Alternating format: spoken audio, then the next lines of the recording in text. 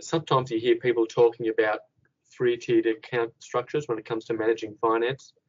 Could you elaborate on that, Hamish? Yeah, sure, Dave. So I guess when people start putting away money, sometimes, there's lots of different ways to do it and none of them are wrong. But generally what I find is people do a good job at dealing with what's happening in the next couple of weeks. Sometimes then if they move it up a level, they're good at putting away money for rego or insurance or things that are happening over the next 6 to 12 months.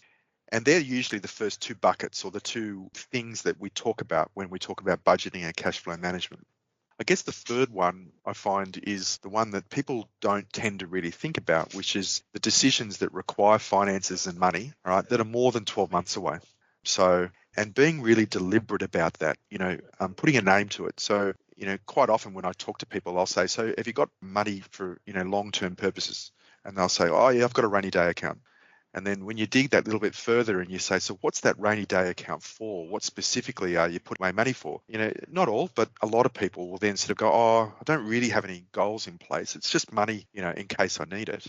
And I find that really good financial success comes from actually thinking about what those long-term goals are. And a saying I heard once, which I think is really important, is saying, when I say yes to something, like when I say yes to spend money today, do I realize what I'm saying no to down the track?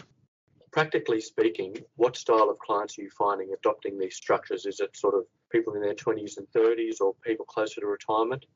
I think typically it's younger people because they're a little bit less cemented in their ways and they're having to change the way they do things because they're making a decision to buy their first house or they're trying to navigate how to do their finances because they've found a partner. So yeah, typically it is younger people. But what I am starting to find is that even people that have been career-wise successful, they've never really dealt with this.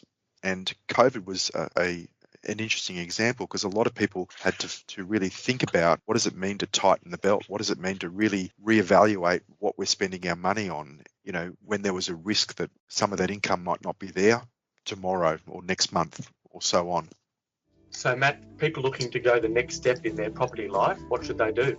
But go to our website, Dave, Vision PF, that's P for property, F for finance, visionpf.com.au, and then you can make a 15-minute booking and we'll get in touch and we'll have a chat, see how we can help you out.